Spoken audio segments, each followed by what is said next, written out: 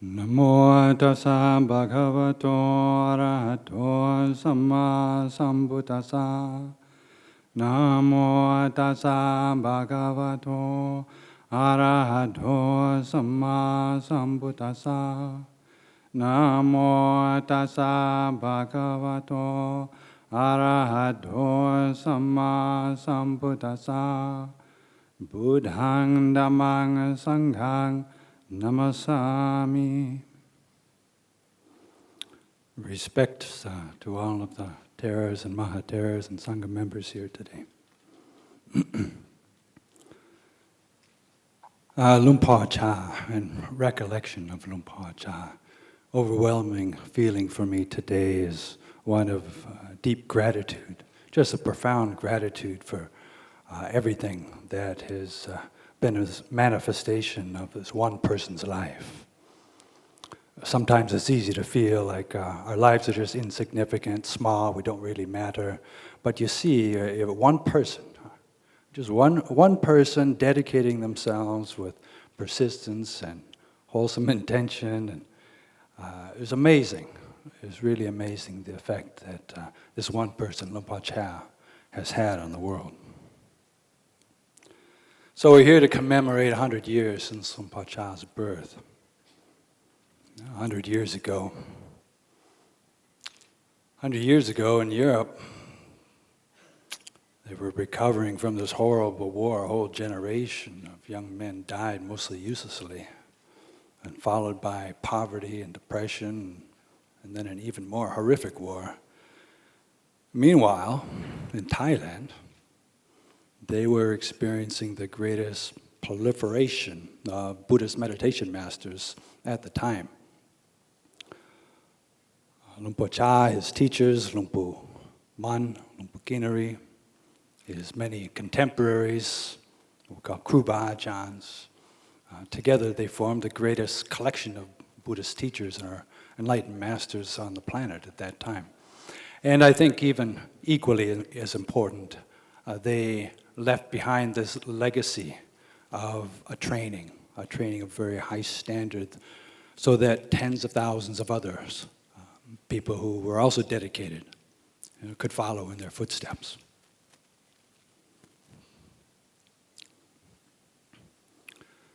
So in the last 70 years, the peace and prosperity it's always been on the rise, generally been on the rise in the world, and yet somehow we still manage to experience dukkha.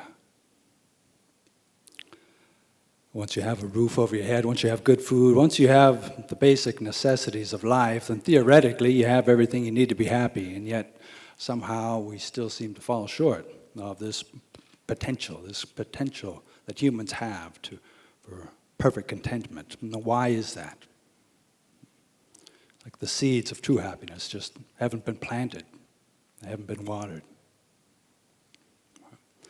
So what is this word happiness? We talk about Nibbana as the highest happiness. How do we define happiness? What does this even mean?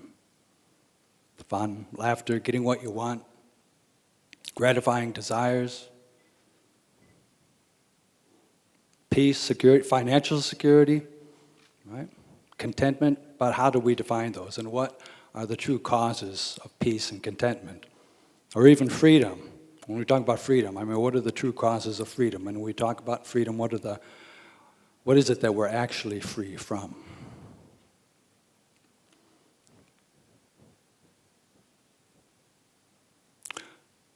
When I originally was considering ordaining, it wasn't because I was unhappy. It wasn't because at the time that I considered myself unhappy. Things were actually going very well. I graduated from college, my family was happy, good friendships and relationships. Everything was actually going very well. It was easy to get a job, I could travel around the world, I had the freedom to travel around the world, and yet still somehow there seemed to be this gut feeling that there was so much more possible, right? That somehow we're just not attaining the potential, the human potential. And then one day I saw a photograph of a Buddhist monk, and it was like, in the depth of my mind, someone hit a gong. It was like, boom. And I thought, well, I should really pay attention to that. And later on, I was staying in a Buddhist center, and Ajahn Chah's first English book came out. It was someone who wrote a collection of Ajahn Chah's teachings, but it described the lifestyle. And as soon as I read that, I thought, wow, now that's something. And then I made my way to Thailand. And when I first met some of these senior monks, many of whom are here this weekend, I thought, now there's an example to follow, an example of real integrity. Remember the first morning I walked into Wat Bandar, it was about 8 o'clock in the morning, and these monks were pulling water out of a well with big cans. And I went up to one monk, and he was carrying these couple cans of water on a bamboo pole. He was about 40 years old. I said, where might I find the abbot? He said, I'm the abbot. I said, oh, cool. That was my introduction to Ajahn Pasano. And it just got better from there. Within a few months, I was in Anagarika, and we were on our first trip into Daudam, this remote jungle. And at that time, nothing was built. There were no kutis, no diens, nothing. It seemed like no paths even. It was just a wild jungle full of wildlife, and I was there as an Anagarika with all these monks, and it was just the most inspiring time that I had ever had. I mean, you had these wonderful examples of people dedicating themselves to the practice. You're living in a jungle. It was this great adventure surrounded by wild animals. It seemed like it could have been the time of the Buddha. I was only in Anagarika, but I was already in bhikkhu heaven. So I found that the forest tradition then offered this systematic way to understand ourselves and purify our hearts. I mean, in the beginning, our minds are a mess. It's just the way it is. You know, we're just like fish swimming in this water of moods and thoughts and emotions, and it's very difficult to see, very difficult to get an objective perspective on it, because we're just immersed in it. Gradually, with meditation and the whole lifestyle and the practice, and you start to get a bit of a perspective, at least enough to see that, wow, my mind's really out of control. And then gradually, with persistence, you get a bit of distance, and you are able to see thoughts merely as thoughts, and moods simply arising and passing away. And then you start to gradually get a sense of the silence in between thoughts, the silence around the mind, the silence of the mind, the spaciousness of the mind. And then that begins to grow, and then that becomes normal. And then within that, it's like you have a sphere of silence around you, and then a thought arises, or a mood arises, or defilement arises, or even a wholesome thought arises, and you can see it and you recognize it. So then you can take this further and further.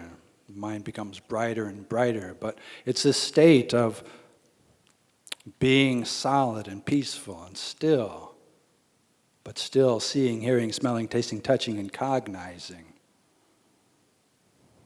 Gradually wear away defilements day after day, day in and day out. So mastering meditation was a very important part of Luang Por Chah's training, but by no means was it the only part of his training. There was no Luang Por Chah meditation technique. I mean, his technique was much more broad than that.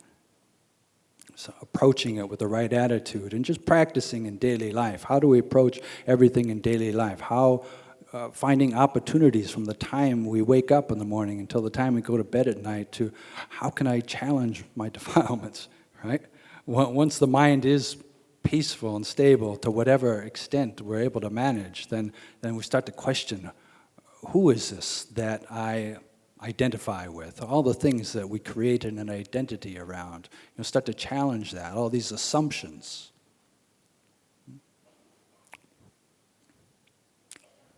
My car, my house, my mother, my father, my children, right? We create an identity over and over again with nearly everything we do. My body, my feelings, my emotions, my opinions, right? On and on and on. My. And we really start to take a look at that and in what real way are these things ours? So the delusion around the sense of self is gradually undermined, not just through a meditation practice, but through everything we do in daily life. That was one of the great legacies of Luang Por Chah, was this emphasis on training in everyday life. Sometimes people think monks that don't have daily life, I don't know how they visualize monastic life, but they think, they leave the monastery, okay, I'm going back to the real world now and practicing in daily life. Well, we have daily life too. And we have to practice with that. We have to learn how not just to meditate while we're sitting cross-legged with our eyes closed, but then to extend that into walking meditation with our eyes open. Potential for distraction is so much greater, and then extend it into other activities throughout the day. I mean, you take eating, for example, right?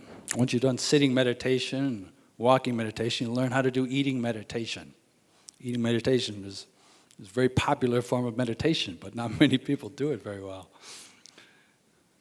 So eating meditation, for example, tomorrow when you go down, you see all these tables laden full of food. At that point, it's just shape and color and perception, right? You haven't even tasted anything yet. And already, well, what does the mind do, right? Already, okay, that's part of the meditation practice. We're starting to meditate. You're just seeing a table full of food. All right, this is the beginning of the meditation. What does that bring up? What perceptions does that bring up? Perceptions based on a memory which is happening in the present, based on some past experience. Right? Then a perception arises and you think, that looks delicious. You have no idea. You don't know if it's delicious or not. It's just based on a memory which gives rise to a perception. You don't know for sure, but it's based on, okay, that looks delicious. And if it's delicious, it'll give pleasure. And if it gives pleasure, then it's good. That food is good. Right? How quickly, this process gets momentum. If it's good, then I want to hold on to it. How can I keep it going? How can I get more? And we think, oh no, I don't want to be greedy. But really, I want more.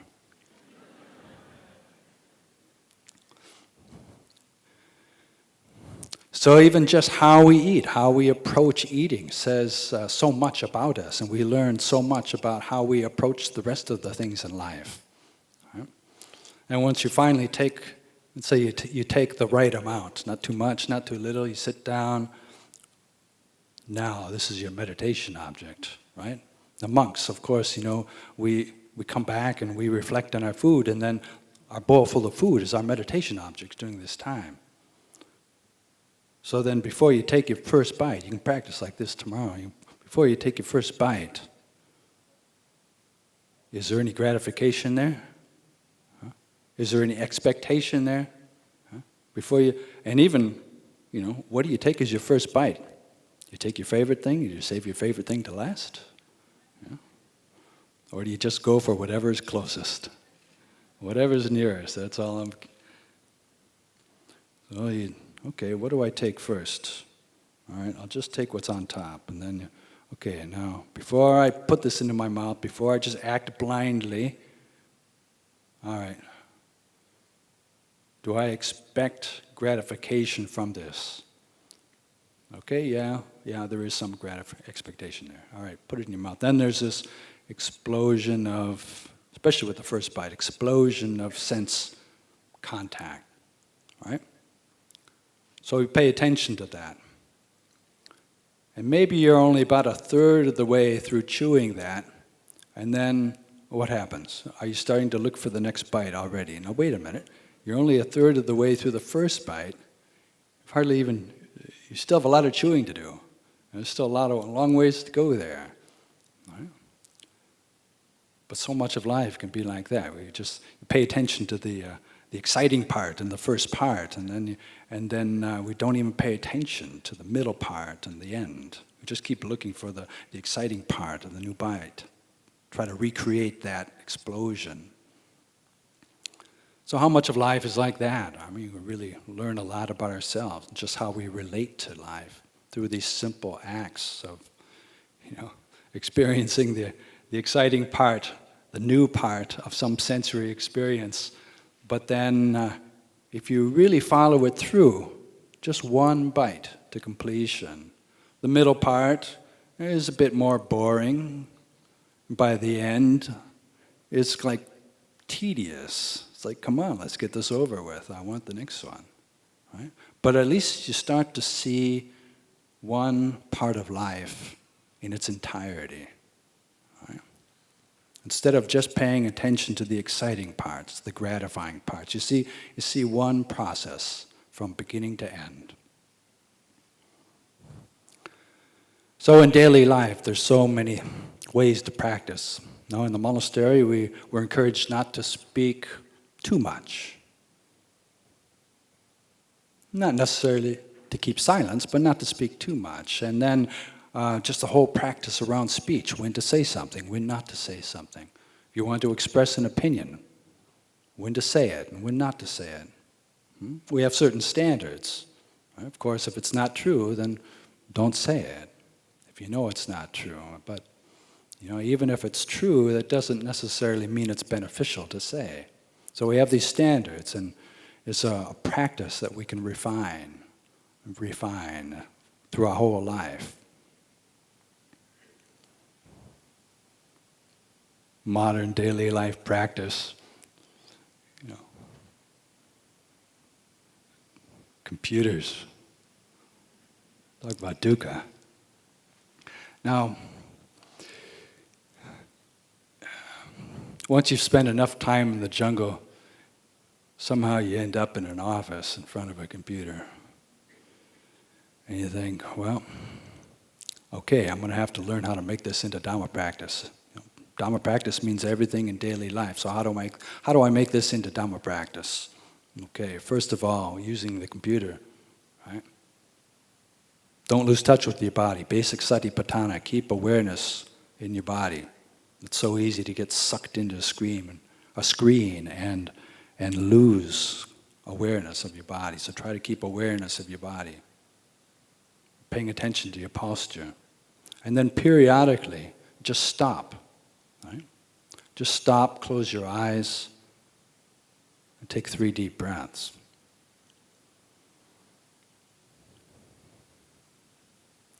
It only takes about 15 seconds, but that can do so much to help ground us. If you're working in a stressful job and there's a gradual increase in stress, this can help to just cut that down. Just release the stress before it gets too strong. Just periodically stop, close your eyes, and take 3 deep breaths. So this type of daily life practice, right? Lumpur Cha was always encouraging us to practice in different ways and find ways. We could be creative in how we can approach our daily life practice. Still, we would experience obstacles. We always would be experiencing obstacles of some kind. Right? I mean, worry becomes a big obstacle in the mind. Even if everything's perfect, we can still ruin it by worrying. I mean, worry is, it just becomes this habit that dominates some people's lives. And sometimes we confuse it with caring. Caring is one thing, but then we think, oh, if I care, then I have to worry. Well, they're actually 2 different things. You can care. You can care and care about other people without worrying. You can take responsibility for the future without worrying. But how? Right? the habit becomes so strong. And then it's essentially based on fear. Some scenario arises in our mind, some future scenario, and then we, relate to it with aversion or fear. We don't want that to happen, right? And that just becomes a habit that goes on and on. So how do you overcome this? Well, I found what helped me a lot was, for many, many years when I lived in New Zealand, I still live in New Zealand, but especially the early years that I was there, every year I would take 1 month off and go tudong.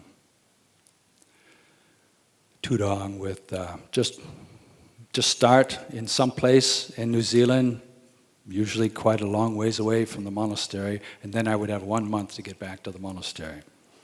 Sometimes alone, sometimes with another monk. And of course we have no money, no car, no vehicle, can't carry food, and no fixed plans. Right? This was the very important one, no fixed plans, so that there wasn't like a series of people that I knew whose houses I would go to, so I was assured of something stable and reliable. No, nothing like that. Every day, you just don't know where you're going to get your food. You don't know where you're going to sleep. And if you're prone to worry, that is no fun at all. You just worry all day long. Where's my next meal going to come from?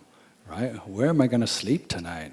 You just worry, how am I going to get back to the monastery? Right? So the only way to be at peace and enjoy that is just to learn how to trust. Learn how to trust in the results of the good karma that you're making. If your intentions are pure, then just trust in the results. So I gradually learned how to do that, and then just not worry. It's like, okay, well, if I get food, fine. If I don't get food for a couple of days, I can still be fine. If I have to sleep on the side of the road, that'll be fine. If I have to sleep in a park, that'll be fine. But in the end, I never went hungry. In the end, everything worked out. And not having any fixed plans, things actually worked out better, much, much better than I ever could have planned. So that helped me overcome worry, and then coming back to the monastery, having to make future plans, but still, there was a sense of, you just trust. Trust in your intentions, wholesome intentions and motivations, and the law of karma will take care of the rest.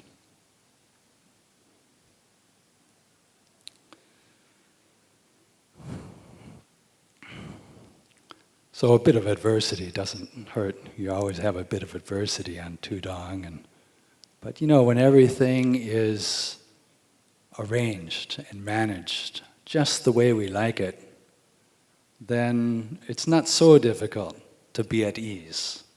But when that illusion of control begins to fall away and disappear, then it tests our character. So a bit of adversity is not a bad thing.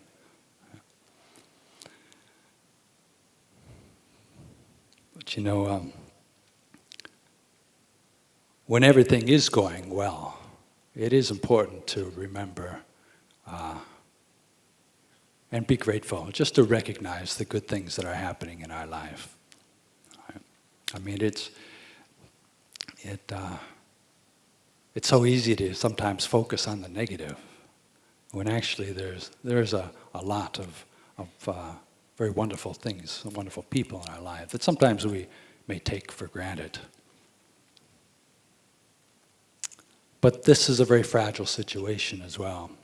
There's one man staying at our monastery right now. He's a wonderful man, but he's like, Ajahn, what's all this talk about dukkha? Suffering, it's all suffering. I think my life is great. I'm having a wonderful time, I'm very happy with friendships, and everything's going great. It's going wonderful. Right? Well, what's all this talk about suffering and suffering? So, dukkha, unfortunately, has this reputation of being translated as suffering, but it's so much more than that. Of course, misery and suffering exist in the world, but it's not always that way. Sometimes everything is great. But you know, even when everything is wonderful, even if everything's perfect, you got everything you want, everything's perfect, right?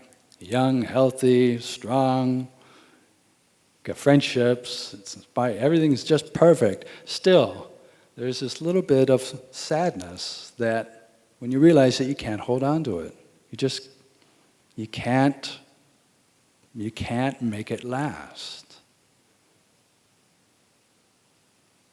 So that's a dukkha too. And then things happen. You know, things are going great for a while, and then things happen. Things change. We had this one man staying at the monastery recently, and he was so happy. He had this wonderful, actually very wonderful wife. And then she was only in her mid-30s and suddenly diagnosed with lung cancer. But never smoked a day in her life. Within 2 years she was dead, and he was just left with these young children, kind of devastated. It really took him a long time to work through that. Things happen, even when everything seems to be perfect. Right? One of my cousins, through high school, he was so popular and good looking. He was just like one of these, seems to have it all. And then in his early 20s, gradually he started to get schizophrenia. It's like, wow, things happen. You know? Even my sister, went home to visit about 1.5 years ago. I went home to visit, and my sister was strong, full of life, and then within a year, you know, when I went back to visit again, she'd been diagnosed with cancer, and he was just frail. You couldn't believe how frail. And then shortly died after that. So life is very unpredictable, and this, you know, even when everything is going very, very well, Dhamma practice prepares us, right, for change. Right? You just never know what's going to be coming up. So this Dhamma is really about finding this place of stability in an unstable world, finding a reliability in an unreliable world. Experience enough in life and you just see how unreliable the conditioned world is, and if you're really looking for contentment, then your heart just turns somewhere else. It's still looking for contentment and happiness and peace of mind, but it has to turn somewhere else, and that's where we come in contact with the Dhamma and the Triple Gem. No, we have so many amazing examples, these disciples of Luang Por Chah who are here today. I mean, it's very humbling to be in the presence of so many great teachers, people who I've considered to be my teachers even since I first encountered the forest tradition.